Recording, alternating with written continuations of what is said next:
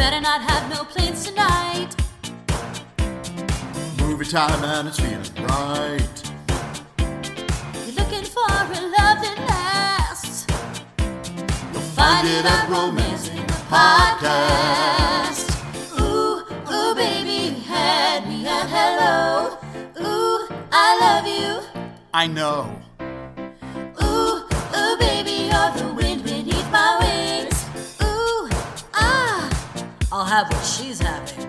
Thank you for tuning into Romancing the Pod. You had us at hello. I'm Paige Wesley. And I'm your knight in shining armor, Todd, which means Paige made us revisit the Mannequin franchise while we watched Mannequin 2, on the move. move. Yeah, which, not a great subtitle, but No. great Saturday morning cartoon. Paige, Sure. was this the first time you saw Mannequin 2 on the move? This was the first time. Okay. And I have been tempted to visit this many times just to find out where the butt starts. And you know what? I'm not any closer to getting my answer today. No, we weren't, because this is mainly a kid's movie, so they're definitely not going to show us where on the mannequin the butt starts. They aren't. Also, this is a sitcom's worth of story stretched to 90 minutes with multiple chase scenes and montages. Yeah. This is not going to be a long episode. There is not much going on, but much like we discussed in Princess Diaries, I think we need to discuss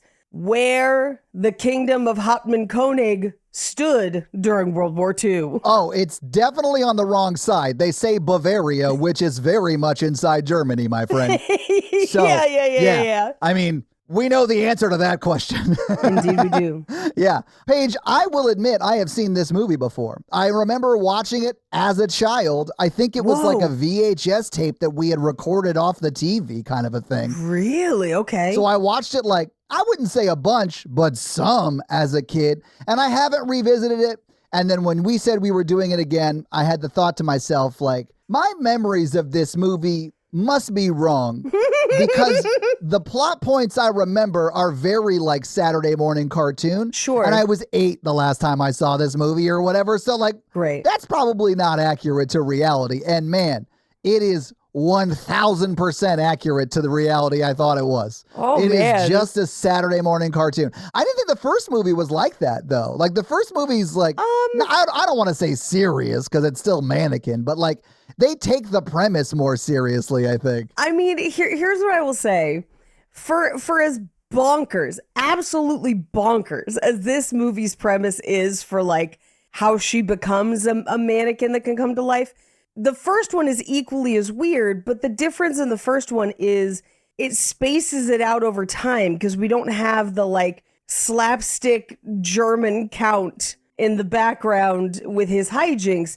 We just have Andrew McCarthy like falling in love with a mannequin and being like, is this messed up? Will my dick get cut off if somebody walks in on us? Like that kind of shit. That's the first one, right? Because it's not right. Andrew McCarthy in this one. No. But like you get a lot more time of them, like her coming to life and them walking through the store and having like different dates throughout the store. So I think that's what you're responding to, is it feeling more, air quotes, serious? But this is not really that much more serious. It's honestly... Well, this one's less serious than that one, and the first one is already nuts. Already nuts. I feel like this one covers all of the ground of the first one, but in 20 minutes, which is crazy. Yeah, but it also changes the premise a little bit, doesn't it? Because isn't it that, like, it only comes to life when it's that person who sees her and nobody else? Right. And the second someone sees her, she becomes a mannequin again? Right. And in this one, it's just like a magical necklace that you can't take off, apparently? Well, you can't because your arms become mannequin once you put it on.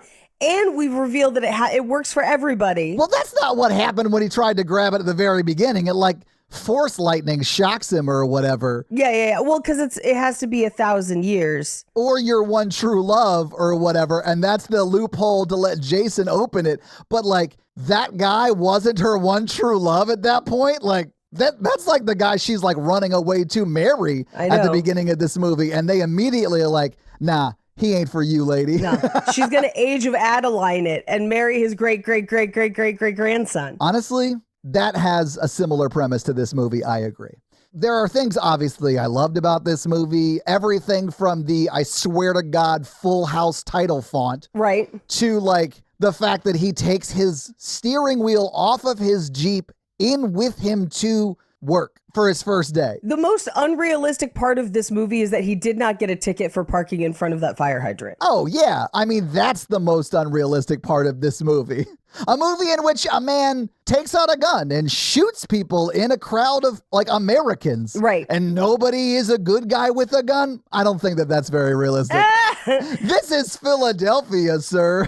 Yeah, he should have been whipping batteries, not firing guns. Honestly, I bet someone would have whipped a battery at him. Like, if someone's gonna take out the smallest pistol you could sneak through customs, I guess, and, like, start shooting, I'll admit it, kind of the asshole guy who runs the store, you're gonna whip a battery at him for sure. As I was watching this, kept thinking of other movies that I'm like, is that a rom-com? Is it not? But I kept thinking about Weird Science. Weird Science is great, though. Yeah. Which, have you seen Weird Science, right? Yeah, of course. Because when I was in film school, somebody basically wrote Weird Science, and we were like, that's Weird Science. And she's like, never heard of it. And it was fucking crazy. She had never seen it, thought she invented it herself. But then when he takes her at one point to get Philly cheesesteaks, you've never seen the Creed movies? I haven't. No. Do they eat paper in the Creed movies? No, but he takes her to get cheesesteaks, and it's actually like weirdly romantic, and I really like it. And I was like, oh man, Creed's not a rom-com. Paige, I'll go ahead and say it. There's definitely a sexy way to eat a cheesesteak, and they're not doing it in this movie. They're not. And that's to open it and like lick through the flaps.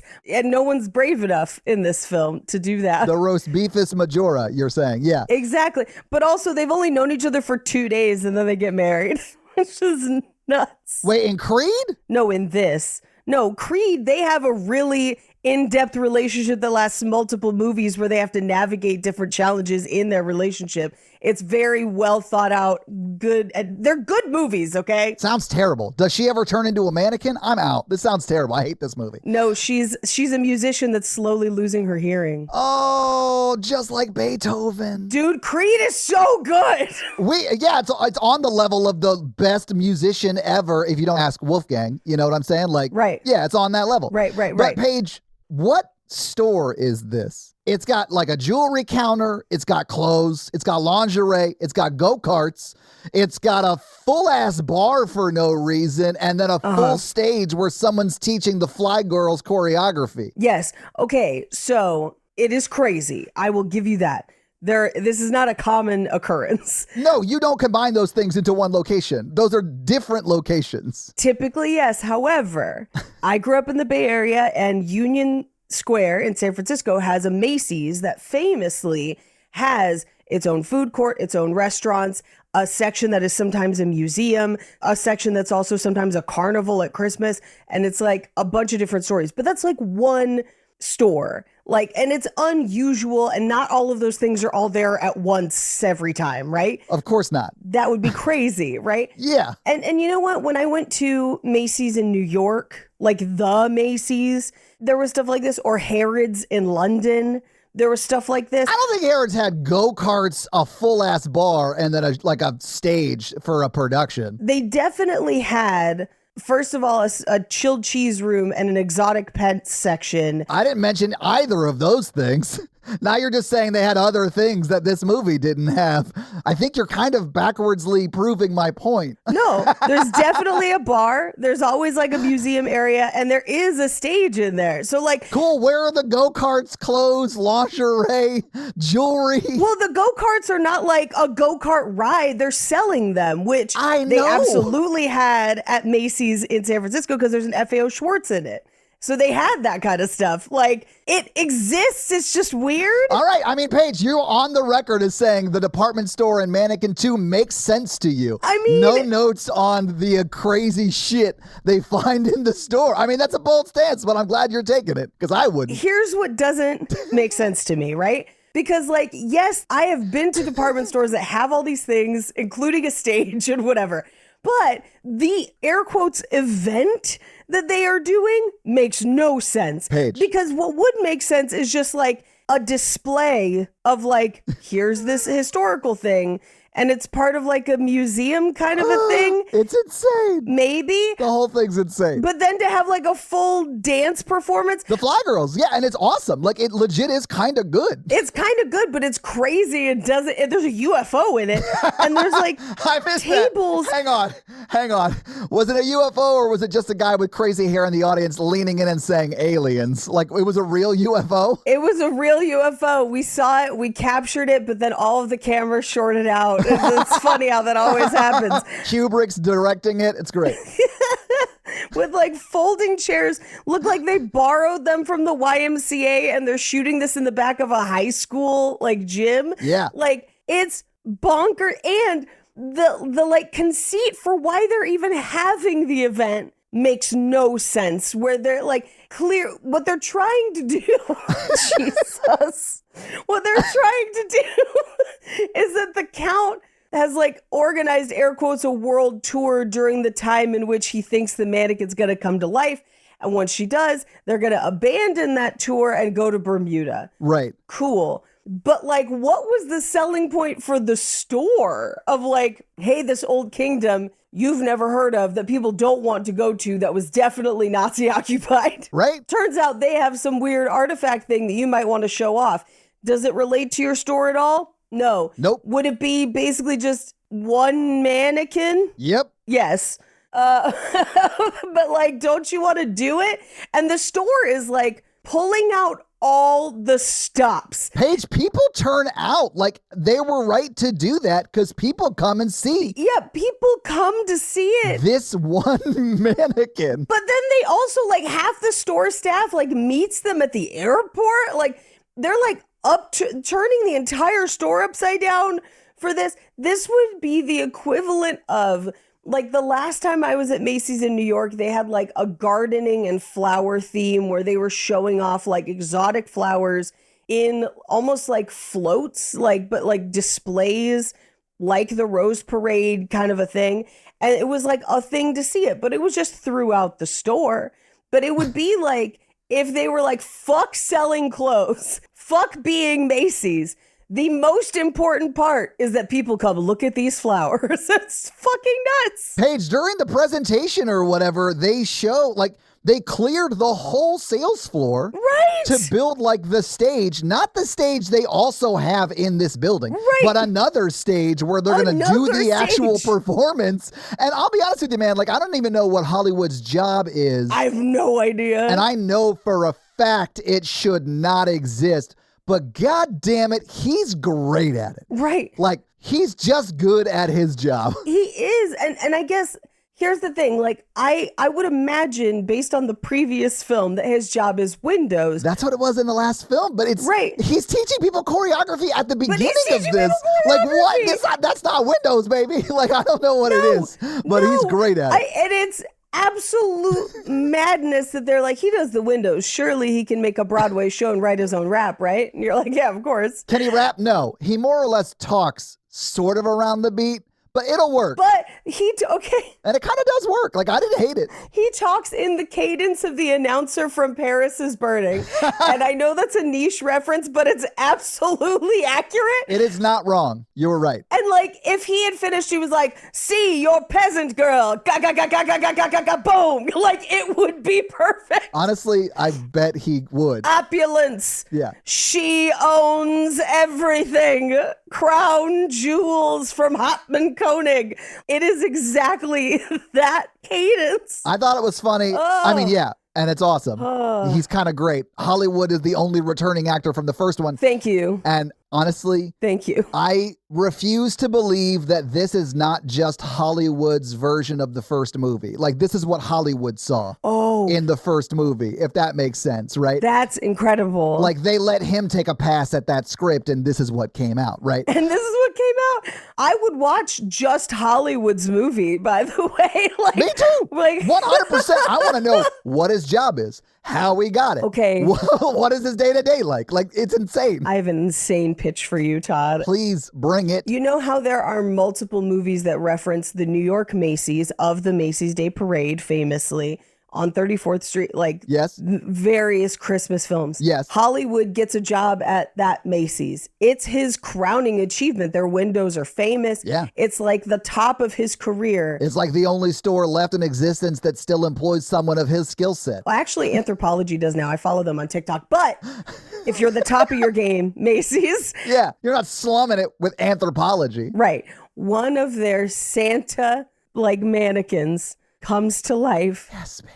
And Hollywood has to help him because he's the real Santa who's been trapped, and help him get toys to all the children. Damn you, Krampus. Yeah, I love it. I'm here for it. 100%. I watch this so much. Yeah. He's so dumb, and I'd watch every second of it. Me too. All 86 minutes or whatever that story could fill.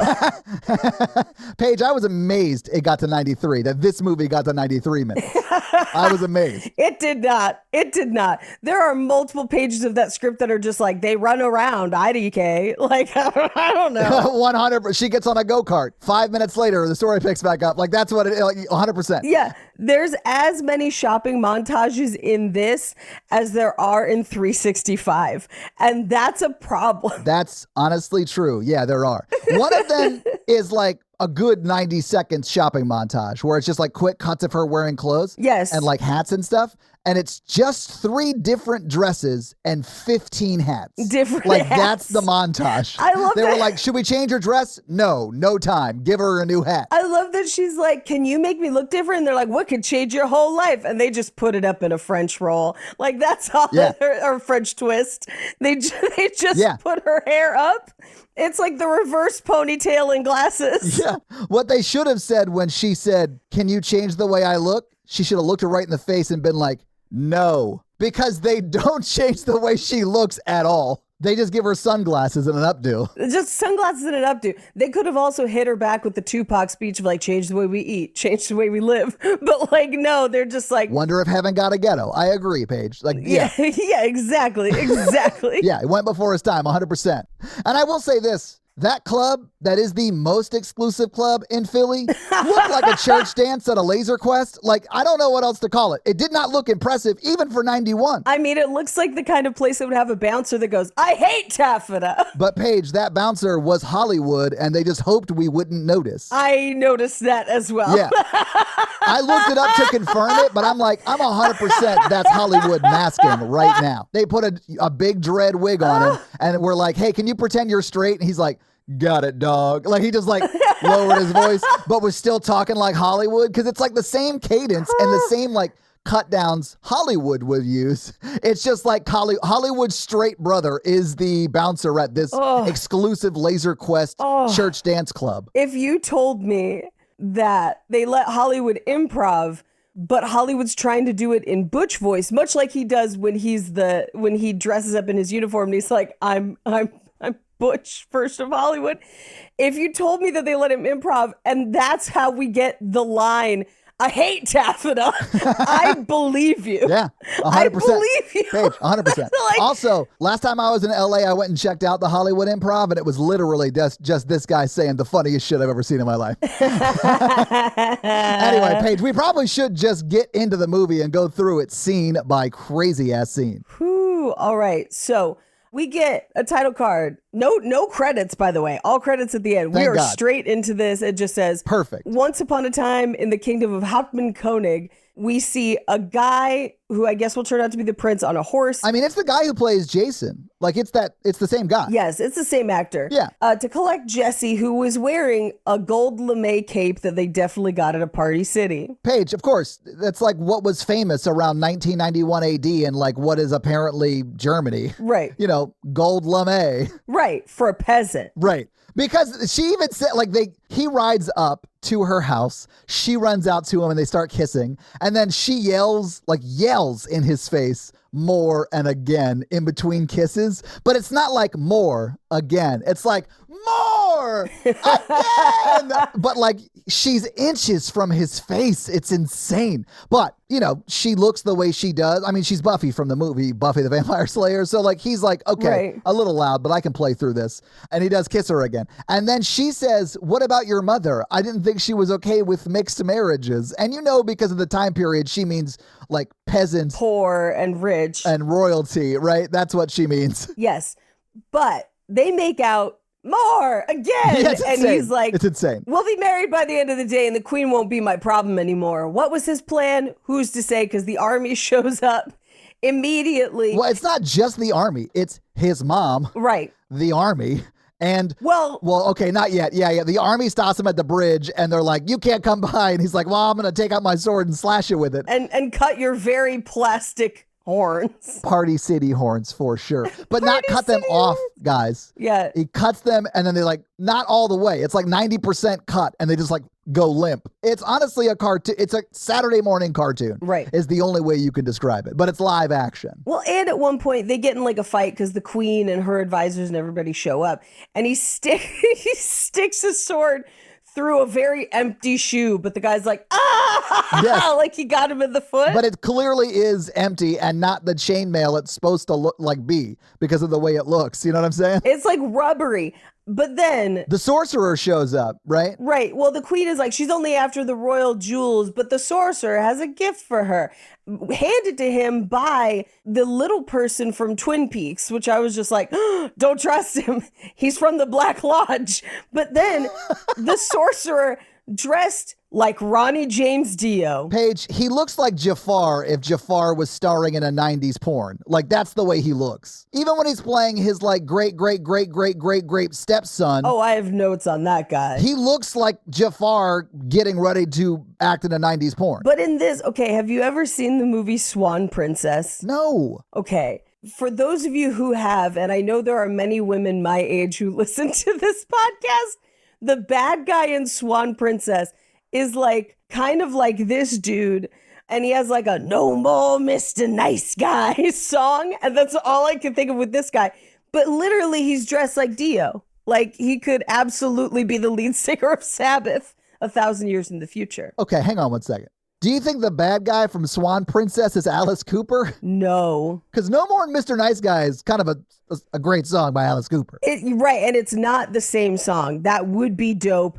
And if it was just Alice Cooper in Swan Princess, I'm fucking here for that. I'd watch that too. I would watch it. I would also watch this movie if 1,000 years in the future, it's Ronnie James Dio being like, I gotta steal that mannequin. I know I'm only like 5 foot nothing, but like that bitch is promised to me. that would also be so funny to me. It would be great. It'd be great. The soundtrack would have been better. That'd be a little bit more like, was not Vampire Lestat, Queen of the Damned, which is the one where Lestat's a singer. Like a goth metal singer? Yeah, it's Queen of the Damned. Queen of the Damned. It's like new metal. It's the good one, Queen of the Damned. It's not the good one, but it is the one with a blood jacuzzi Yeah, like I said, the good one. and Aaliyah. True. So that's pretty cool. Yeah, true. Anyway, Ronnie James Dio / Jafar in leggings walks over to this beautiful girl and is like, necklace? And she's like, oh my God, why thank you. And puts it on her and turns her into a full-on mall mannequin. Yeah. In 991 AD or something. Like, they wouldn't have been like, what the hell is this made out of? Like, I know it was magic or whatever, but like, what material even is this? Is it plastic? Polystyrene. Like, plastic doesn't even work yet. Like, what is that? Right. I have no idea what this is. This is insane. I also think it's insane that thing would stay on her neck for 1,000 years. Like, For you're trying to 1,000 tell me between 991 AD and 1991 AD in Germany, there was no times where, like, I don't know, you could grab these nice jewels by kicking a mannequin head off and grabbing them. Like, somebody definitely would have done that during, I don't know, the 40s. Also, the necklace seems to have a magnetic closure on the back of it. It does, which also, like, how do they even work, right? That's what you were going to say, because, like, if anybody drops that in a body of water, those magnets are no longer going to work. Yeah. That's what I learned. How did God even think up dirt? Fucking magnets. How do they work? Oh, my God. Yeah. Let's get the Fago. Anyway, she turns into a mannequin And they're like, for 1,000 years. And you're like, what? Also, the sorcerer, and that's how we know that his like Descendant. great grandson is who he is. His name is Spretzel. Yeah, like Spretzel's pretzels. Yes. Yeah. Or because it's Bavaria, Spretzel's Spetzel. Maybe. I don't know. Who knows? Anyway, she's cursed for 1,000 years. We cut to 1,000 years in the future, and it says 1,000 years later, almost, and still raining. Climate change, man. It's a bitch. And they're in Philadelphia now. Not yet. They're still in the castle. Oh, wait, not yet. Sorry, that's right. We see the museum first. Yeah, my bad. Sorry. We see the museum first, and the tour guide, who was the same tour guide at the beginning and the end, love that for her. She goes through and she's like, this is our enchanted peasant girl, but nobody really believes it. Now on to our umbrellas of history. I know. I love that the next thing was umbrellas of history. I thought it was so silly. I'll touch on it at the end, but the thing at the end that's the next part of the tour is equally hilarious to me. Paige, I have an equally bad pitch for you. I love this. Let's go. All right. Because in this scene, right after that lady leaves to show the umbrella collection to the tour that was going on, Porno Jafar comes up and like is talking to the mannequin like, I know in a few days you'll be human again and you'll be mine or whatever. Right. So that means that secret has been passed down through history. Right. Through the Porno Jafar line, right? Through the Spretzels. Which he was a sorcerer and now he's a count. So he's done a little better for himself. Little Blackaddery. Yeah, that's fair. Yeah. But what I need then is a National Treasure recut of this movie where he is Nicolas Cage in the Gates family, like figuring out all of the clues that lead to him boning down this mannequin that strictly does not consent. Like, I kind of want that. I think that would be hilarious and terrible. I'm going to fuck the Declaration of Independence. The Secret Lies with Charlotte has a whole new meaning in that movie. 100%. What are we doing this for? Like a treasure trove of unknown riches? No. So I can have sex with a mannequin. What's the one with Tom Hanks? The name is escaping me right now. It was super famous based on a book. Money Pit. No. Forrest Gump. Yeah, also, but. Big. No, the one, great, but also in a mall. Terminal? No. That's in an airport. I got closer. That's like, this place might as well be an airport. The one at the Vatican with the Codex. Oh, the Da Vinci Code. Come on. Da Vinci Code. Yeah, where he has sex with Jesus' kid or whatever. Or descendant. Yeah. She's at the bottom of the Louvre and she's holy. Yeah, he got up in that holy Louvre. You know what I'm saying? Oh, God. This movie wasn't brave enough to tackle those questions. It wasn't. No. You want a quick crazy fun fact? Yes. My family came to America when a baby, a Huguenot baby, was left on a surgeon of the time, so he's probably a barber as well, on their doorstep in like the late 1700s because his family had been killed off because they were Huguenots, right? Right. He came to America. His name was Lazarus, Great. Is what they named him. Uh-huh. And there's some speculation about where Jesus went after I'm here to tell you. the whole thing. It's like an insane... I'm here to tell you. Paige, do you think I actually believe it? Like, it's crazy, but it's very funny to me. No, I was going to say, it was like, y'all are the only people speculating that one. Well, the Huguenots did. I don't have anything to do with it. Like, I don't believe it at all. I am an atheist. So, like, clearly, if I'm related to Jesus, he was just like a guy. So, like, it doesn't matter to me. Right. You know? Right. But there are members in my extended family who maybe have used that knowledge to form a congregation around themselves in Mexico. Sure. And then killed their brother. Anyway. Yeah. But also some of that was the like money laundering. If you want the real, yeah. Of course, it's always about the money page. But yeah, like those things are facts. You can Google them. It's not Lazarus LeBaron who was in the one in Mexico, because that was like in the 1900s. That was like 60 years ago or whatever, maybe less. But yeah. Right. But if that baby had been a mannequin, it would be very similar to this movie where Count Spretzel is just like, once you're alive, you belong to me. And I'm like, how are you going to catch her, man? She's like a foot taller than you. Her vertical alone. Right?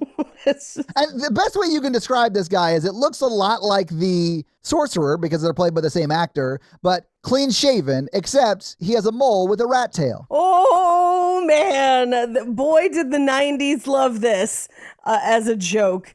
to put things on people's faces. Like, I feel like perfected by Uncle Buck. Oh, yeah. But when they suggest putting beads on it in this one. Or Robin Hood Men in Tights makes fun of it. Robin Hood Men in Tights. Because it keeps moving in that one. Yes. My mole. I have a mole. Mel Brooks. Anyway, we do find out from this scene that they're going to take this mannequin on tour, which is something people do with weird shit. That's how I saw all the costumes from Star Wars. If there was a mannequin from 1,000 years ago, Paige, I definitely think it might go on tour. Sure. But I definitely think you wouldn't bill it as the peasant girl. You'd say a mannequin that was created 500 years before the second mannequin was created. Like, it's so old. Like, you would definitely play up the fact that it's 1,000 years old. Not that it looks like a peasant girl, because A, she doesn't, and B, she's wearing jewelry that could definitely feed a family of 6 for a month in Nazi Germany pretty late into the war. You know what I'm saying? I have a terrible pitch for you. I love it. And I don't think you're even fucking ready for it. I love that you're up, like, pacing back and forth. That's how bad it's gonna be, guys. I'm so excited. That's how bad it's going to be. This is a Pepe Sylvia board level awful pitch. Yes. Because this is the 80s. But where's that fucking mannequin been in the 70s? And who loves to take inanimate fucking dolls on tour but whomst Ed and Lorraine Warren? Oh my God. Yes, 100%. Paige, honestly, if they figured out the necklace contraption, which I definitely think, much like Jason in this movie, Ed Warren would, try to, quote, give CPR, but be like copping feels on the mannequin. You know what I'm saying? Oh, we saw him 100%. do it in this movie. We saw it. But I think the necklace would, like, naturally fall off during one of those copulation sessions with Ed. So, like, they would discover that she had the ability to become a person, and then that proves they're right, Paige. What? I'll take it a little bit darker. I think the second she came to life and was like, he was touching me without my consent, and he'll be like, she's cursed. Yeah, and that's one of those things where, like, a broken clock is right twice a day, because technically she is cursed. She has been cursed. We saw it happen in the first scene. But also, like, believe all mannequins. I hear you, Paige. You hear me? Anyway, we cut to Philadelphia, the first stop on Annabelle's tour. First and only stop. Like, he knows she's changing in a few days. So he's just like, one and done. We're not doing the tour. We're just going to pick her up more or less and then going to Bermuda, which also leads me to ask this question. Why not just take it to Bermuda? Thank you. And then hold up in a hotel room with it until you have unfettered access to her and her, I'm going to say, medieval brain, because, like, I do think she is sort of glamored onto Jason because he's like, hey, check out my house. You can shit inside. And she's like, oh my fucking Oh my God, Are you serious? Like, I do think part of it is that for her. So maybe Porno Jafar would have had a better idea if he had been like, check this out. It's 1991, and this is a strawberry daiquiri. One day back in Philly, 4 guys wanted to sing. Sorry. The way you said, check this out, I immediately went Motown Philly, and it is Philadelphia. Boom. Boom. I know we've discussed this on Cult Podcast. Have we discussed this on this show of, like, because I think about this so much. What things to show someone, like, if somebody time traveled from medieval times, what's the thing that would blow their mind the most? And Armando and I have settled on we could destroy a medieval person's mind with a Dorito. Like, they wouldn't even be ready for it. I think from a flavor perspective, it would fuck them up in ways that they would need therapy to deal with. Yeah. I mean, I think there are a lot of different things you could do. I think a cell phone would blow their mind. I think a gun could blow their mind because they wouldn't know how to use it. Right. But, like, there's tons of things that I think would be shocking to them. I mean, here's where I land on cell phones and televisions. I feel like that's so far ahead technology-wise, they couldn't even conceive of it. It's just magic at that point. It's magic square, right? Yeah. But then I think of, like, day-to-day things like a faucet or a toilet and that kind of stuff, or, like, a car, just any, like, what happens if you take them to Chipotle? Do they have diarrhea till they die? Did they time travel just for that? I definitely think it's dysentery. Yeah. Yeah. I don't think that, honestly, she eats a fucking cheesesteak for her first meal in 1,000 years. Regret and there's it. no way that is gotta not regret it. wrecking her guts. Like, she grew up on boiled weasel, which is probably worse dietarily speaking. Sure. But, like, that's the way her gut is like made right now to process food. And it's going to have to process different things and it's going to shoot out the back of her is all I'm saying. Well, and here's how we know, because you know what, we should readdress this when we get to that point. Paige, I honestly, this cannot be our longest episode. I refuse. We have got to go. We got to move faster. Motherfucker's not even at work yet. He's driving and he's like brushing his teeth and shit. Yeah, in a Jurassic Jeep with no doors. Like everything on his front seat would just be all over the highway. 100%. There's no way it would stay inside. It's like a World War II military Jeep that has seen better days. And that's saying something, right? Right. It's definitely one of the ones from Jurassic Park after the Tyrannosaurus Rex was done with it. After it takes the top off. And it got rained on for 6 months directly. Like it's rusted out and everything. Yeah. Yeah. It has no doors, but it does have night vision goggles in the back. Anyway, we also find out as he drives away to work that his mom has like a matchmaking service. And like, boy, is that unexplored in this film. I mean, we see it for 1 second when the manager goes and does a video, Right. but like, yeah, that's really the only time you see it. We could have had more fun with that. Like there's that, it's not a meme. It's like a video that's going around. It's a reel. It's Yes. one of my favorite reels of all time. I'm not even on Instagram anymore. Natalie showed it to me and I was like, send that to my Instagram because I want it. Whenever I eventually do go back on Instagram, I want to see that. Because it's hilarious. She's like weirdly aggressive with it, where she's just like, because I love myself. I'm unabashedly loyal to me. To me. Like the way she talks about it is amazing. I love it. I've got dogs, okay? I don't, yeah, it's like 3 minutes long. And she's just like, I served in the army. Now I serve my 2 children. They're the light of my life. And I will not hear anything otherwise. And you're like, oh my God, lady, what? She's amazing. That lady has had a hard time and she doesn't want to settle. And I'll be honest with her, if she ends up with anybody, it'll be settling because she's awesome. She's awesome. She's so much going for her. I love that you were also going to bring this up. 100%. I was like, I wanted to see this. 100%. Anyway, sorry. Yeah, that's so funny. There are some videos where people have done their makeup and everything like her and have memorized and do it inflection for inflection. And those equally make me laugh as hard. I want to know where that woman is now. Like, does she have grandkids that she's spoiling? I don't know. Somebody tell me if you find her. Paige, there are 2 options. She's single and thriving or dead. I hope it's the former. Me too. But eventually this guy does get to work and he walks in holding his steering wheel because Philly's like that, I guess. Right. And like the security guard takes a photo of him immediately as he walks in for his badge. Like he just knew he was coming in late at that time. And the security guard kind of looks like the bear, but his vibe is more Andy Daly. Does that make sense? Like that's his vibe. He's Ginger Rick Moranis. Yeah, that's a good one. Yeah. That works. Yeah. I also, he parks that Jeep in front of a fire hydrant and puts his mom's sign over the fire hydrant, which means either somebody found out and gave him a ticket or he prevented fire services from getting where they needed to go. Just rolling the dice. Hopefully they don't need it. Yeah. Hopefully they don't need it. Anyway, security gets him a badge. They're walking through, and as he's about to walk him to, I believe Mr. James is who he's supposed to be working for, Mr. James is busy chewing out Hollywood's previous assistant, Albert, in the middle of the store. Yeah. For breaking a mannequin. Yeah, Boyd from Congo is a real dick as this manager. Oh, he's like yelling at yes. somebody for the dust on it. He's yelling at the guy for dropping the mannequin. And then he like kind of like gets onto the guy who dropped the mannequin shit about the presentation he's supposed to be giving later.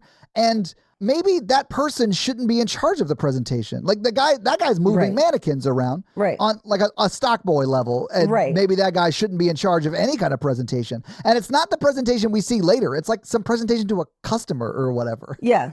I was like, I don't think department stores do that, but whatever. This is a cartoon. We got to move past this. It's a cartoon. I mean, you can hire private shoppers. I had a friend whose mom used to do that, but like even then, it's not that big of a deal. It's not something where you'd have to be like, Amy, love it. Amy, love mannequin, because Congo. Right. I could have gone, because listen, he's also Jimmy in Fatal Attraction, so I could have gone Jimmy in Fatal Attractions. Or he was also Chef Parsons in Arachnophobia. He was kind of like, it's that guy. Where have I seen that guy before? And I looked him up and I was like, I've seen him in all these places. Okay. In all these things, yes. But this is where he introduces himself to his now boss, James. Right. Who then pawns him off and makes him Hollywood's assistant. Yes. And he like takes us through the store into the stage area where Hollywood is revealed. And I wrote, thank God Hollywood's in this movie. I know. Because like I loved Hollywood in the first one. They give Hollywood all the best lines, to be honest. Like, Yes. it's Hollywood's film and we're all just living in it. 100%. And Yeah.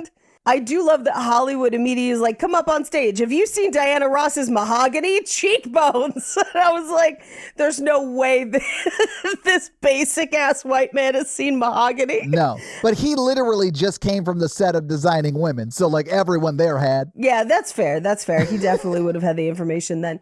Anyway, I do also love that we get a foreshadowing of the future where Hollywood is like, it's going to be very demure. And I was like, very tasteful, very demure. Yeah. But they're working on some sort of crazy dance for the enchanted peasant girl thing. We see it later. Yeah, they're working on that performance. We Yeah. see it later. Also, can I say this about his costuming? His costume sunglasses are just scissors that are open, and where you put Yes, the your fingers scissors. are the shades. But like they still have the blades on them. I'm sure they're not sharp. They're probably just plastic. But they are, I don't know, the craziest sunglasses that I wish I owned. Right, 100%. I wouldn't wear them often, but when I did, man, I get a lot of weird looks. Well, didn't he have the ones in the last movie that were just like one swoop across? And I was like, I would kill for those sunglasses. That sounds accurate, Paige, but if you asked me what movie we did 3 movies ago, I would not be able to tell you. So like, Right. If memory serves, he had a set of sunglasses last movie that were like if Geordie LaForge served cunt, and I can't be more accurate than that. no, you cannot be. I mean, that is extremely accurate. Like reading Rainbow because the library is open. Right? Anyway, he walks him through the perfume section, which is where we meet Gail. And Gail is horny with a capital H. Yeah. Gail just needs someone, anyone, please. Gail sees Jason walk in and is like, sploosh, mine. I need that. And she walks over and like almost pees on him a little bit, like marks her territory a little bit. With the perfume. Yeah, that's what I mean by the pees on him a little bit. Like she literally sprays him with pheromones, Paige. What else you want? She was in the bathroom just peeing into the tester bottles. Like, I got him. People, no deer is going to come within 10 feet. I realize this is a podcast and you guys can't see the picture I'm about to show, Paige. Great. But I want you all to know it is 1000% a picture of the actor Geordie LaForge serving cunt. Amazing. Yes, those are exactly the glasses I meant. I know. I literally went to Mannequin's IMDb, went to the photos and looked for cunt, and I found this photo. That's exactly the glasses I meant. Oh, God. I'm going to download this photo and I'll make sure we get it in like the social share. Because yeah, you guys got to see how accurate Paige was on that Geordie LaForge serving cunt photo. Look, this is a skill set that I normally reserve for roast battles, which is just elucidating a person's entire essence into 3 to 4 words. But like, boy, did I nail it on that one. Paige, Like, I know you didn't make up any words in that last sentence, but stop making up words. Elucidate. Elucidate. Episcopalian. That's exactly Who what I ever was heard of thinking. something so crazy? That's exactly what I was thinking. I swear to God, that's so funny. Oh my God. Gail wants him and he's like, no thanks. And then the security guard is like, Gail, can I buy your car insurance? And she's just like, no. But then later they will make out. Because nobody has dicked her down by the end of this movie, so she settles. She does what the best lady I've ever met from the 90s said she would do by settling. He also brings his own uniform to work at the end of the movie, and it is Better? more fitted, but Yeah. a little Hugo Boss, if you know what I mean. Yeah, it's straight out of Bavaria. Yeah, I think that's why he was wearing it. Me too. Anyway, he's not into Gail, but as they're having this conversation, somebody pages Hollywood and is like, there's been a horrible accident. The enchanted peasant girl is, I don't know, something's wrong. And they're like, oh, we gotta go. She's been in a car accident is what they say. So Yeah. like Hollywood and his new assistant, Jason, like go to the scene of the accident. And when they get there, the accident happened because the sign said go right. And so the idiot Bavarian security guards turned right at the sign and Right. not when the bridge ended. Right. And so they turned off the bridge That's the explanation we get. But, Paige, Right. the back of the thing is hanging over. Right. So that can't be how that happened. Anyway, whatever. It's real Lara Croft Tomb Raider. Yeah. But eventually the only thing in the back of that truck falls out into the water, which is the mannequin. And then Jason yells, "I'll save you," Right. jumping into the water to save the very clear mannequin that didn't fall, Correct. but kind of floated down to the river below. Right. I mean, the only thing that would have made it better is as he dove in, if we had the riverboat cruise that Frank from Always Sunny leads, where he's like, this is the Schuylkill River with a lot of whores just like out the side of it. I kind of, not to work in another Pepe Sylvia or reference to It's Always Sunny, but I kind of would love to just change out the 3 German security guards with Mac and Dennis as the British guys. Yeah. Dennis, Mac, and Charlie, like just the 3 of them. Yes. Just being British? Yeah. I would even just take them as is, being like, where'd she go? I don't know. She can't just walk away. Well, why don't you ask? I have a golden god. Like that. I mean, that would be great too. It definitely would be better than what we get, which is 3 muscular dudes, all of which whose voices are voiced over by, I think, just one guy in post-production. Interesting. Okay. They all sound exactly the same True. to me. They all sound like Hans and Franz. But like, if it was just like, but if Franz called in sick, I guess, because it's just like Right, Hans. just Hans. Yeah. They're definitely voiced over. I cannot tell you how many people are doing the voiceover, but none of those lines made it from those actors. No, and like they're always just a little bit off. Yeah. It's like they're speaking German and they're dubbed a little bit. Honestly, hilarious. But they rescue her from the river, and miraculously, the necklace didn't fall off in the river. No, because then she would have come back to life and drowned. That would have been hilarious, but terrible. But Paige, when they bring her out of the water, they sit there and have a quick conversation and then carry her to the car. Her dress, by the time they pick it up after the 30-second conversation to carry it to the car, is dry already. To me, it's like a hilarious continuity error. Yeah. Anyway, they get her into the car, they drive home, but meanwhile, the German guards are like, no, after them, but they're still up on the bridge. So they take all their clothes off and dance until a garbage truck picks them up and then drops them back off at the mall. Yeah. Kind of like if they were strippers, but didn't know how to like ask for a ride. So they just stood in the road and stripped until someone picked them up. And the thing that picked them up was a garbage truck. Right. And they get into the mall, or the department store, not the mall. And they immediately encounter Gail, who's like, you all smell like kitty litter, and spray them down.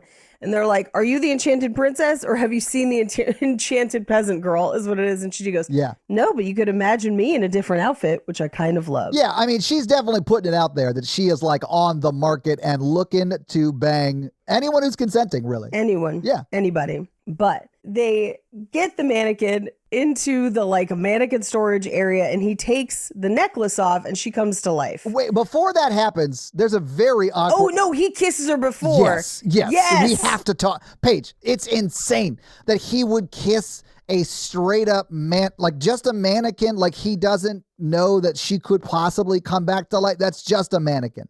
So he kisses her Right. full on the mouth, which is nuts because she can't even consent. Right, but even if she wasn't, even if her soul was not encased in a mannequin, Right. it'd be weird if you walked in to work at a department store and some dude was just like making out with a mannequin. Yeah. I'd have questions. That'd be weird. I mean, listen, I used to work at Jabba's Palace, and like every morning, Salacious Crumb would go kiss Han Solo encased in carbonite. Nobody thought that was super weird. But like, yeah, I would say regularly mannequins don't kiss those. Like, that's weird. Like, that would be like later in the movie when he cops a feel. Like, it's weird. It's a mannequin, bro. Calm down. Right. Anyway, so he takes the necklace off. She comes to life, sneezes, and is like, oh my God, it's you. I love you. I remember you from the fast wagon and the water. And you're like, oh no, what? Right. And also, somehow Jason knows about the curse. Right. He knows everything about it. Right. And there's no explanation for who told him. Right. I was like, did we miss a thing where like the Count sent this guy a very detailed letter? Like, what is happening? Here's my... And there's really no time for this in the movie. So this is a flawed explanation. But I imagine he learned it from Hollywood's Rap as they were rehearsing. Paige, that 100% might be like in movie accurate. Like, I'm not even joking. because he is Hollywood's assistant, and they would have come back and like continued rehearsal. You know, we just don't see it because, you know, he's whatever. Right. But yeah, I hate you so much. That's amazing. Yeah, that probably is where he learned it. Yeah. But I wanted him to be like, oh my God, Hollywood's almost rap was right. My name is Peasant Girl. I'm here to say I eat boiled weasel in a natural way. Like that, whatever. That's how he learned it. Better than the Hollywood rap. But Jason does the thing that you would like most logically do in this situation, and that's take this lady to get a cheesesteak. I mean, they're in Philadelphia, Paige. There's like 3 things to do. Cheesesteak, Laser Quest church dance, Nice. and then take her back home. You know what I'm saying? Right. Seal the deal. In that order. Yeah. Are you kidding me? We're playing Boys to Men at that church dance. Oh. They got all the way to throw your clothes on the floor before a lady ran over and changed the song really quick because she didn't realize those were the lyrics to the Boys to Men song. Right. Man, I wish we hadn't gotten to the chorus. That's a real story. To the end of That's the a different road. song. That's happened so many times. I know, it's so well, funny. it's because everyone thinks they're playing End of the Road and then they play I'll Make Love to You. It is. Anyway, I love that he immediately, like, she's alive and he's like, great, let's go get cheese sticks. Like, Yeah. let's go get food. Let me put you in young girl clothes and let's go. Yeah. Not questioning. Because, like, the first thing, if somebody came back from the past, I would be like, are you okay or are you going to freak out on me, right? Like the second you see a car, are you going to lose your shit and run into traffic thinking it's a witch? Like, what are we going to deal with? And he's just like, nah, put on this slip dress and let's go. Paige, I got to be honest with you. If this exact thing happened to me and I was at this time in my life, like single, like a beautiful peasant girl from 1,000 years ago comes back to life, I have like singular access to them to like mold their brain into what I want it to be, I would probably scream in a very high pitched like register and then run out of the room because the mannequin fucking came to life. I'm out. I heard about this on Ed and Lorraine's guest spot on Maury. Like, I'm not doing it. You are the father of Annabelle. They bring out like a wood doll. Come on. That doll doesn't have my ears, Maury. Anyway, I watched a lot of Maury growing up. Clearly. Anyway, they go hit the town. Yeah. And he takes her to get cheesesteaks. She eats the paper and is like, great seasoning. And I'm like, man, food in the past must have been awful. Boiled weasel. It was awful, Paige. I do also love that at one point she just like out the roof of the Jeep is like, I love cars. I love electricity. I love America. And I was like, Mannequin 2, American propaganda. Yeah. Oh, anyway, while that's all happening, everyone else is at the airport. Yeah, picking up the count. Awaiting the Count's arrival. Yeah. Gunter Spretzel of the Wetzel Spretzels. Yes, 100%, Paige. Yeah. Exactly. But it's literally like a tiny like prop plane. Yeah. It's like a Cessna. It's like not even. It's like what the Wright brothers flew, and they're like, great, he has flown it here from Europe. Yeah. It took him 6 weeks in that. Like, what are you talking about? He went through like 3 Bermuda Triangles. Is that a Sopwith Camel? Like, what is he flying? Sorry, that's like a World War I plane. I'm such a nerd. I'm so sorry. I don't know what that plane looks like. I just know that this one's covered in glitter, and that's not normally something I look for in my air travel. It looks like if the Wright brothers plane was serving cunt, Paige. That's a Sopwith Camel, all right?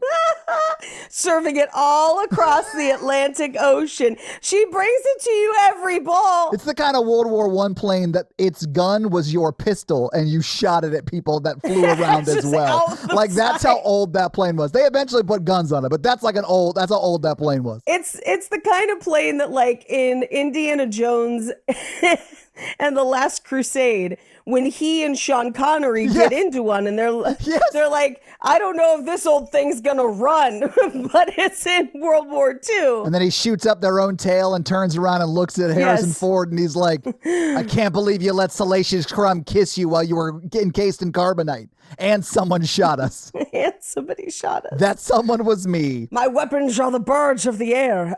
We named the dog Indiana. Yeah, and honestly, he uses one of the umbrellas he stole from that museum to scare up all those birds. Absolutely. But the count gets off and has a very upsetting Just in general, a very upsetting face. Full stop. That works. Yeah, because Yes. his mole has a rat tail. 100%. And he's right. They should add beads to it. But I love that he's like, we're trying to increase tourism to my country because last year we made about $52 and we'd like to get into the triple digits. Right. But this is not actual information, man. He is just like, listen, I'm going to steal this lady, groom her in Bermuda, and then she will be my wife. So, like, I don't think these figures are real, but I did look up what the inflation would be. And so I'm happy to report that $52 in 1991 is triple digits, baby. It's $123 today. There you go. Yeah, you got there, Wetzel's Pretzels. His gross domestic product is just 3.5 mannequins. He is a gross domestic product. Sorry. I'm sorry. But like, He's their worst import. yes, he is. Anyway, that was great. Thank you. They get in a limo, and we reveal that the guards have set up accommodations for him at the YMCA and step on it. Yeah. They get there.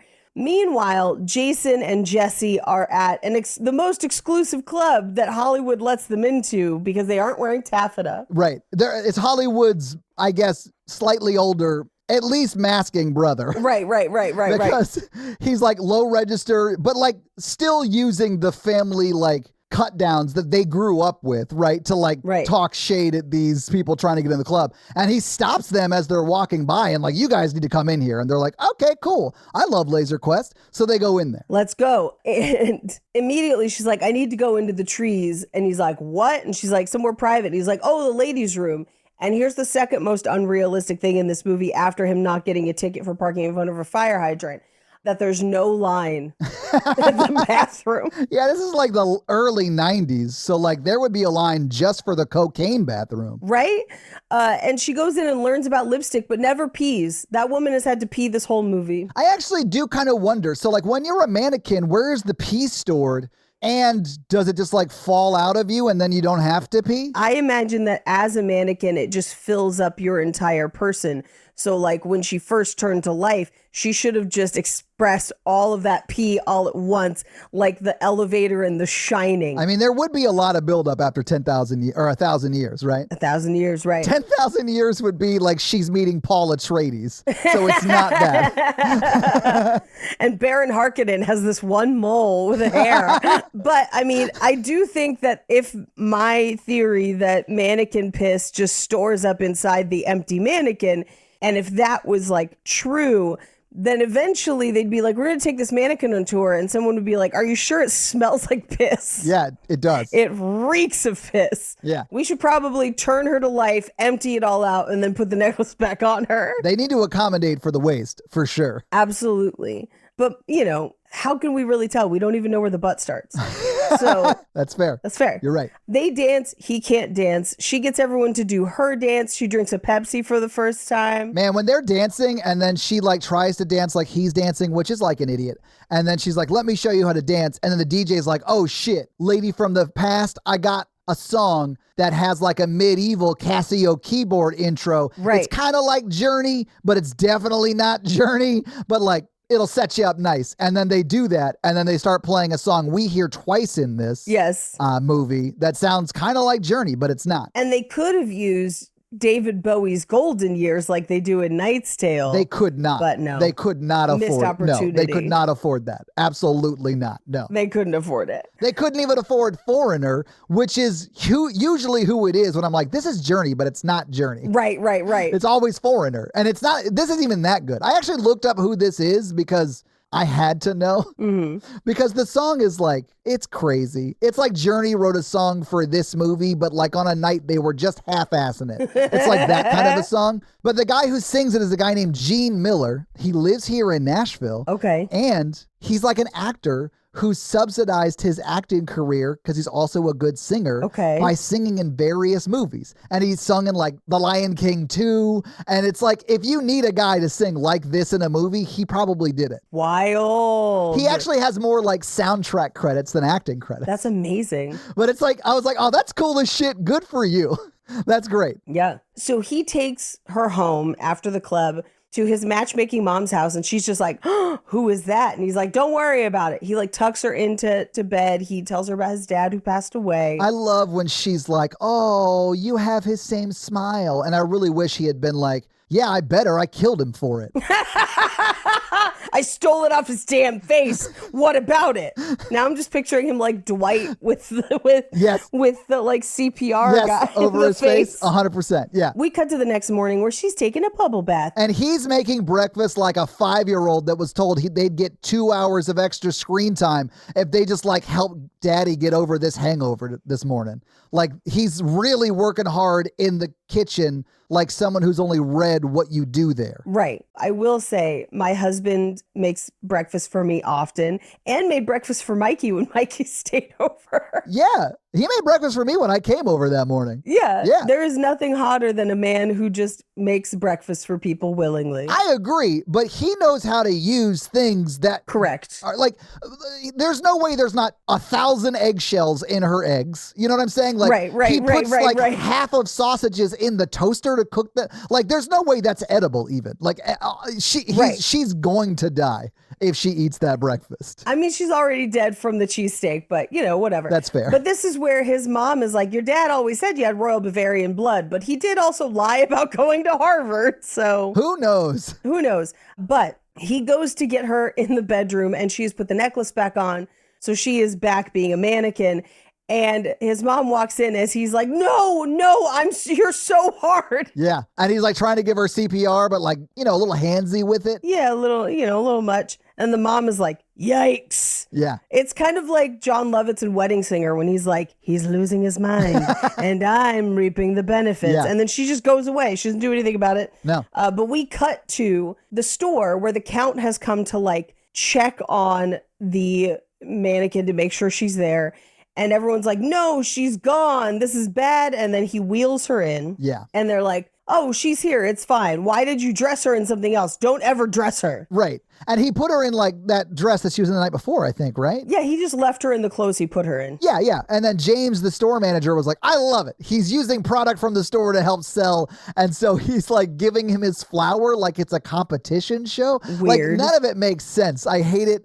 But, it is what it is. It's a cartoon. So weird. But the Count is like, can you leave us alone with the mannequin for a little bit? And I'm like, no, that's a crazy request. that is what you should say. Everyone there was like, yeah, we can do that, Bo. Of Yeah, course. we could definitely let you stay in a room with this mannequin alone. And then they do. And then he has a very loud conversation where he reveals his plan. And then it's revealed that our hero, Jason, is 8 feet away from him. Like definitely would have heard him because it's not a walled off room. He's just in like a chain fenced in room. Right. And so like sound would definitely carry through chain fence. Like he would have heard his whole plan right then. Right, which is exactly what happens. But nobody reacts as if they've heard the plan. That's what I'm saying. Everyone seems clueless to the plan. Yeah, he has no idea what he's going to do. But he like literally, if he had just like listened, Right. would have heard it all. You would have heard it all. Meanwhile, they all go away. Hollywood goes in to kind of dress the mannequin, takes the necklace off, and then she's alive. But then Hollywood is like looking in the mirror and then puts the necklace on. He's a mannequin now. Now, granted, Jason tried to tell him that she was alive, and Hollywood's like, that's crazy. And I'm like, you have seen this before. I think he even said something later, like, I believe you. Not till later, yeah. Yeah, but this time he does say that's crazy. But like, and in all fairness, even if that happened to me once, I'd be like, what are the odds? What are the odds? I mean, I haven't been struck by lightning twice. If I had a nickel, I'd have 10 cents, but it's weird that it would be twice. Right? Right. The fact that I could rub them together concerns me. Correct. So Hollywood becomes a mannequin briefly, and this is where she goes on her shopping spree. Yeah. And this is like she meets Gail, and she's like, I slept in Jason's bed. No, it was wonderful. And she finds out that she can buy things with his employee ID on credit. That's terrifying. It's nuts because he's only worked there 2 days and they're letting him buy a whole bedroom set and 3 dresses and 15 hats apparently on, that's like a month and a half salary for sure. Mainly the furniture, I would assume. Yes. But like he's only worked there 2 days. Right. Anyway, so she goes through, she buys everything on credit, outfits, everything. But while that's happening, everyone is looking for her. Right. The Count, the guards, Jason, and Hollywood, because the guards find Hollywood mannequinized. They take the necklace and are like, oh my God, the curse is real. We got to find her. Yeah. Then Hollywood goes to Jason and is like, the curse is real. This has happened before. We need to go find her. And then the Count is like, not only am I going to find her, I'm pretty sure he's the descendants of the prince. And now I have to shoot him with a crossbow. Yeah, he has to be because he vaguely looks like the prince and he was able to bring her to life before it had been 1,000 years technically, right? I think it had been 1,000 years, but it's 1,000 years and it's either like someone else, a love from a different land, or the prince. Like you know what? Who cares? This movie doesn't care. It doesn't matter. It doesn't. We can't put more thought in it than they did in the entire script. I refuse. I refuse. So, but he does shoot a crossbow at Hollywood and Jason, and they are like, oh my God, get down. And then they crawl across, and Hollywood's like, I learned this in the army. And he's like, you were in the army? And he's like, they were looking for a few good men. And so was I. And then he turns to a lady shopping and is like, girl, get down. And then she turns and is like, get down. Yeah. Just keeps walking. And it's so good. She's like, get down, girl. Like, it's very funny. Down. Yeah. Anyway, he throws pottery at him and they're like, who's doing that? And I'm like, it's only 2 stories. Right. You can see him. Yeah. It's clearly him. Unless you have like a cane, because you have bad vision. Like you know who's doing that. Look up, sir. You know who's doing it. Meanwhile, she sees the guards. They see her. So she runs into the toy section where she gets like a tiny little go-karty thing. It is a go-kart. It is just a go-kart. Yeah. Yeah. Drives it through the store, picks up Jason out onto the street where she kind of loses Jason and then drives off. And he's like, I'm going to go. And he drives his Jeep home and she has made it home. And he's like, great sense of direction. Right. But by the time he gets home, she's redone his whole room. Yes. Like he has new furniture and everything. Yeah. The furniture arrived that she had ordered that morning. Yeah. Right. Sorry. I paused for a second because I don't think she's traveled from work to his house before as a human. No. Mm-mm. So she has been awake and aware this entire time as a mannequin? Yes, she does say that because she was like, I remember you from the fast wagon. Oh, So anything that happens to her around a mannequin, like she knows and sees. that would be maddening. Oh, yeah. It's amazing she's just not murdering everybody. Right. Being in solitary confinement for 1,000 years. 1,000 years. Yeah, She should be a lot angrier. I agree. But they kiss and he's like, okay, we got to pack. We got to get out of here. But before they can do that, Hollywood shows up and is like, they're here. And then the police show up. Yeah. Hey, and the Count is there. And he's like, you stole the mannequin. And he's like, it's not a mannequin. But the Count goes up and puts the necklace on her. And that it is the mannequin. It's crazy to me that the cops let this guy just search the house on his own. Just walk the crime scene. Yes. I don't care if he is from Sesame Street. Like, we're not going to let him search the home. You're like, the cops are going to do that. Right. So they take the mannequin out and they're like, he's crazy. Put him in jail for fucking a mannequin. Yeah, the Count makes up a bunch of shit, so they'll take him in. But I mean, it does seem plausible because every time pretty much everyone else there has seen her, she's been a mannequin. Right. At this point, they're like, we're just going to go straight to Bermuda. And they're like, no, you have to stay for the presentation tomorrow. We have a contract. Yeah, so James, the store manager, now commands the police to abscond with the mannequin back to the store. Right. Which is not how the police work. Like, the police don't work for just whoever talks the loudest. Right. They work for the wealthy class to protect them from our wrath. Right. Like, that is who the cops work for. Right. Yeah. And so maybe they thought that James was wealthier than he was. Yeah, maybe. Either way, they bring the mannequin back and they put Jason in prison. So Hollywood goes down there dressed in his military finest and is like, I'm here to get this one guy. He's going to be court-martialed. Don't worry about it. I'll take care of it. It's me, Butch Montrose. The guy with the mannequin. And he's like, yeah, it's a sad story. It's very sick. And he's like, good. Yeah, you get him out of here. And so he like gets him and then they like get caught as they're running. And not get caught, but like they realize it's a ruse as they're halfway down the hallway. Right. And they run. Yeah. And mom pulls up in that pink caddy or whatever. And they both jump Pink in it caddy. and drive off. It's beautiful. I love it. It's Hollywood's car, of course. Of course. It's like if a regular Cadillac was serving cunt. Exactly. But they've got a plan that was formulated off screen that we don't understand, but they do insist that they have it. I mean, they do. We see it. Yeah. We see it. They show up as Tina Rama. some sort of public access channel or teen channel like MTV maybe. It comes on right after Wayne's World. It looked like that. It Right. was like a right after Wayne's World on location kind of a thing. 100%. And James is like, mark everything in the junior section up 10 to 15%, which is hilarious because it's like, Yeah, because he's a businessman. teens are going to see this. Yeah. Yeah.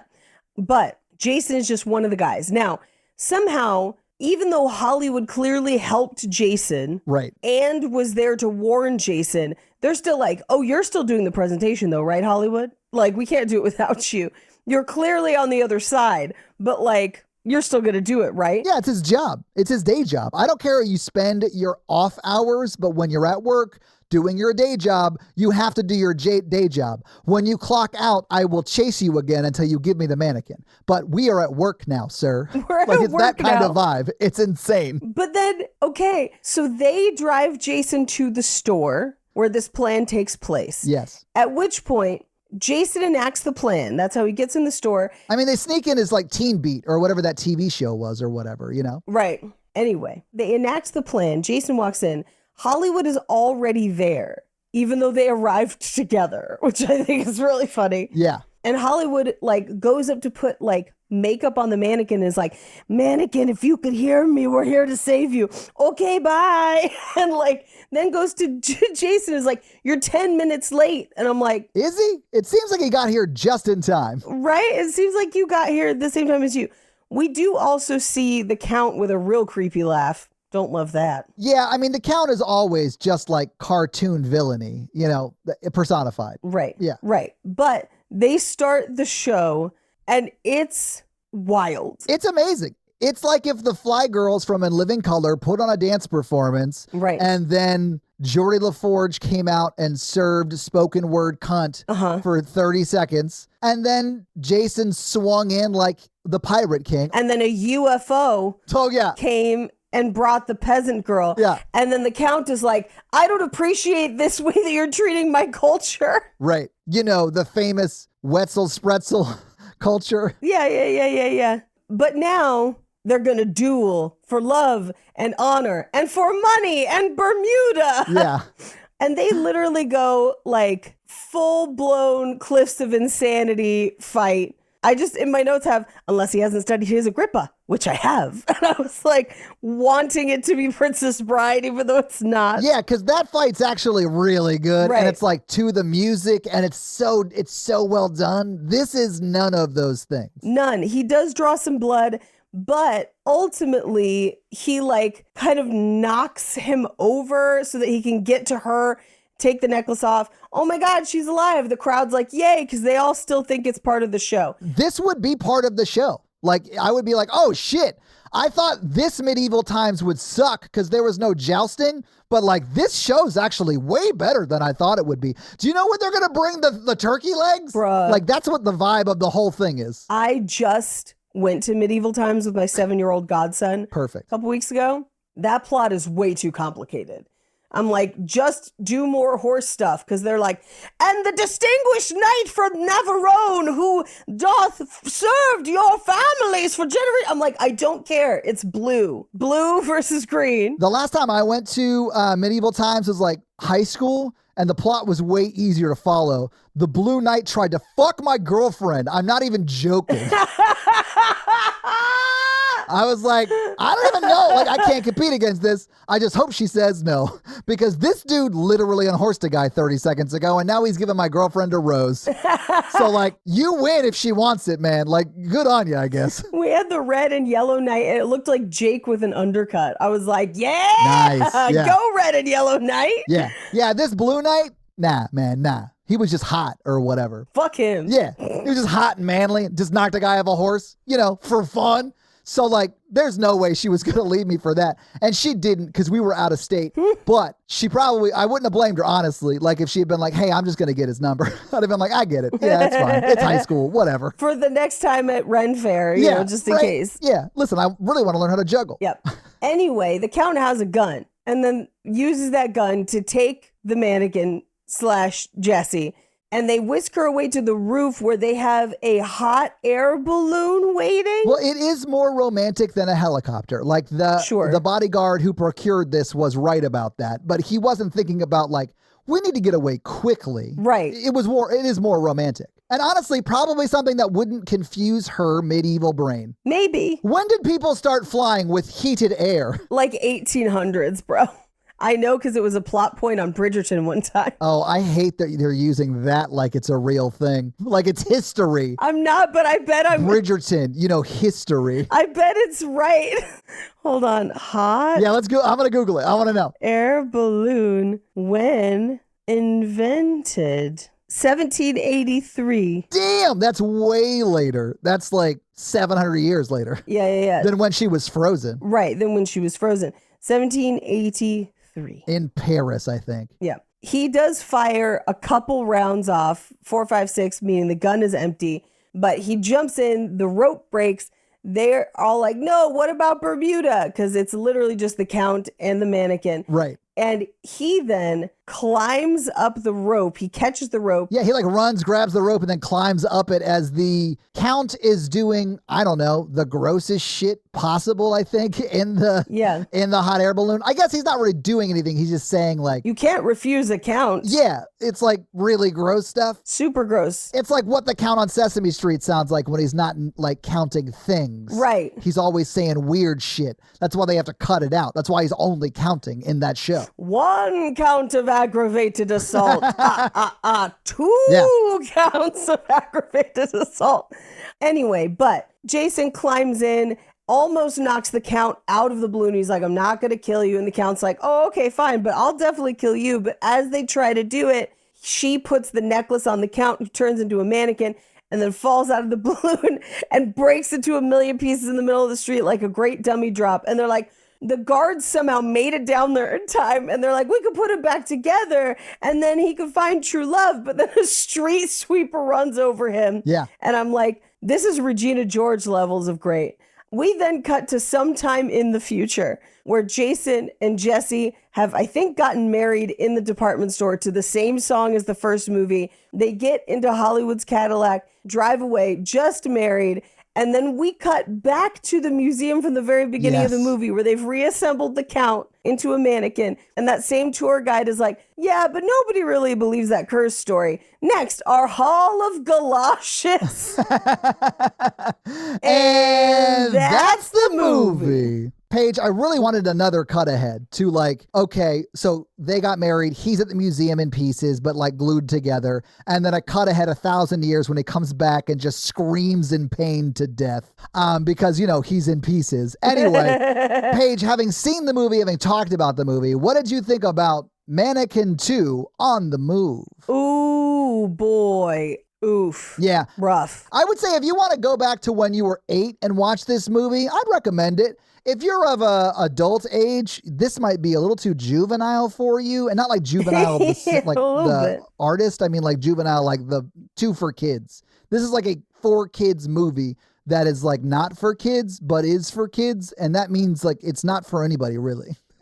Awesome. But that's kind of my take on it. Is it terrible? No. Is it fun to watch? Kinda. But it's also really kiddie. It's like for kids. Yes. But Paige. Yes. Do you want to hit us with some fun facts? I will. Well, hit us with your fun facts. Mannequin fun facts. There are not a ton of fun facts about this movie.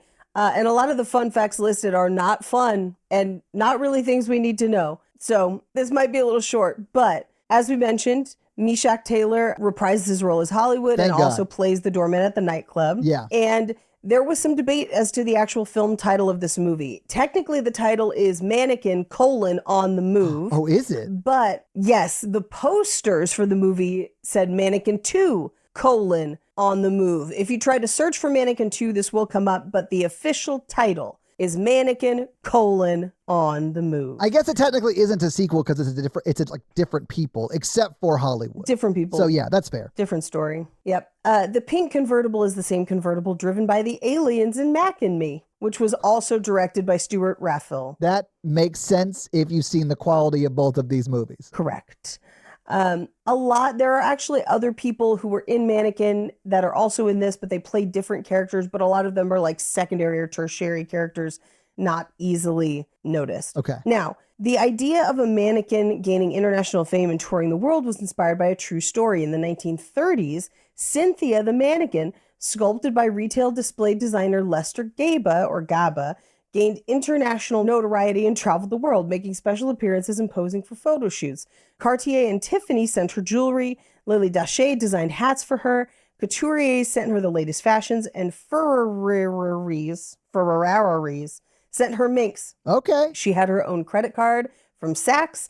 She had a box seat subscription to the Met Opera House. Why? She also made the cover of Life magazine. What? She had her own newspaper column and a successful radio show. In 1987, she slipped from a chair in a beauty salon and shattered into 1,000 pieces. I don't believe any of this is true, and it's already a better plot than this movie. I'm going to bring up a picture. No, it's real? How do you have a news column and a radio show as a mannequin? No. Okay, I'm going to share my screen. Do it. I swear to God, if this is him wearing those sunglasses, okay. What? Yeah, that would have been hilarious. What? No, that is Cynthia the mannequin. I am concerned about everyone involved in this publicity stunt.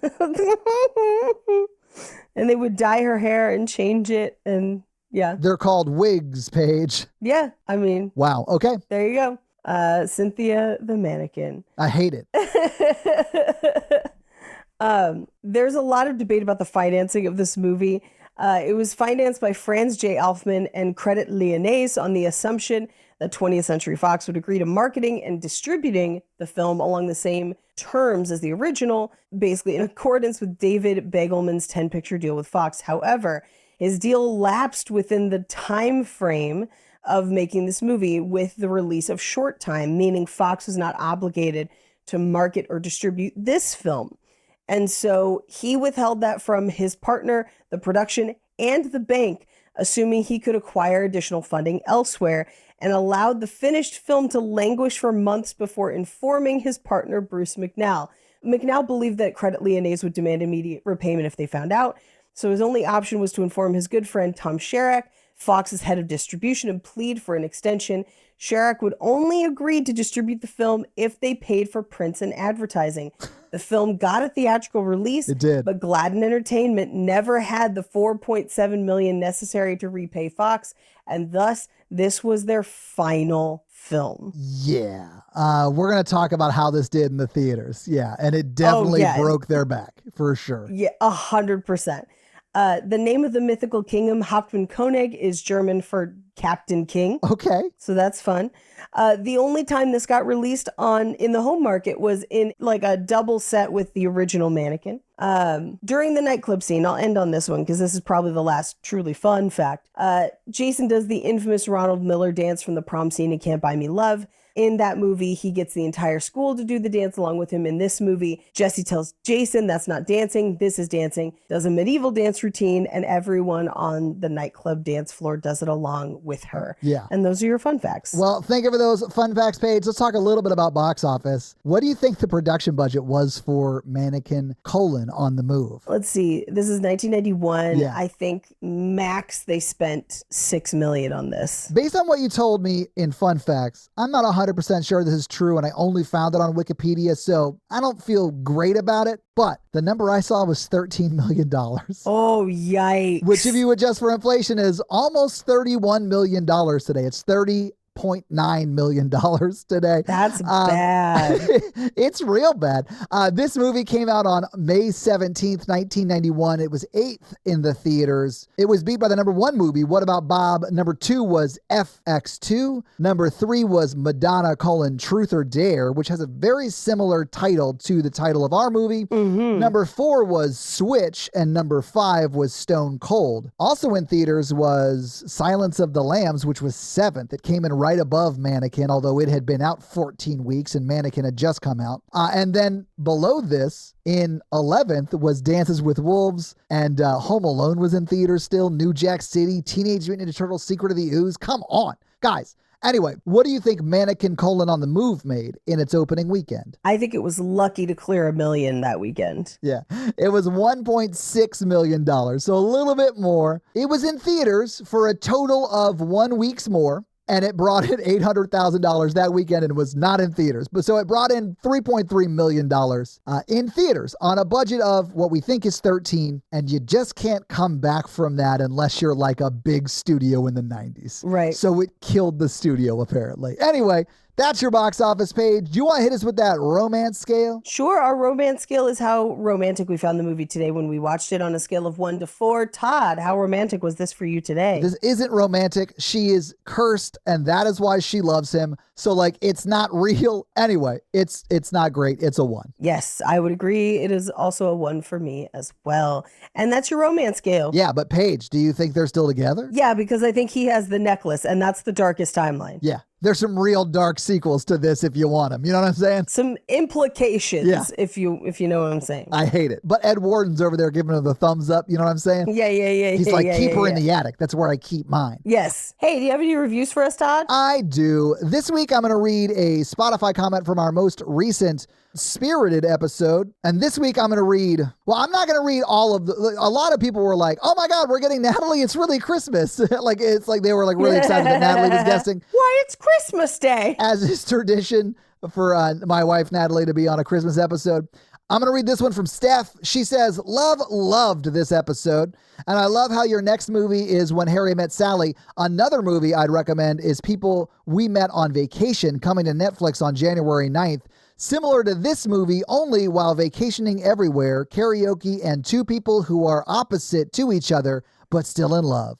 Love you guys. Happy holidays, Steph. So Steph, I'll have to check it out. It sounds good. But yeah, thank you for listening. Thanks for writing the show. And if you want to have me read your Spotify comment and or 5-star Apple review, leave us one of those things and I'll do just that. Paige, this week we watched Mannequin on the Move. What are we watching next week? And we already know this, right? Because we cut it out already. We cut it out of the episode. We realized during the episode that we should watch it, and then we cut it out. So next week we'll be watching Robin Hood Men in Tights. Yeah, we were like, why don't we just do a bunch of rom-coms that feel like they really should just be cartoons, but they're live-action movies? And then we started talking about this one, and we were like, yeah, that's going to happen. So that's your homework for next week. Watch Cary Elwes in my legit favorite performance he's ever done. How dare you talk about Princess Bride that way? Ooh, come on. Princess Bride compared to Robin Hood Men in Tights? You can see what religion he is in this next movie. Anyway, that's your homework. Just check and see what's under the hood and report back for that episode on Robin Hood Men in Tights. So yeah, if you guys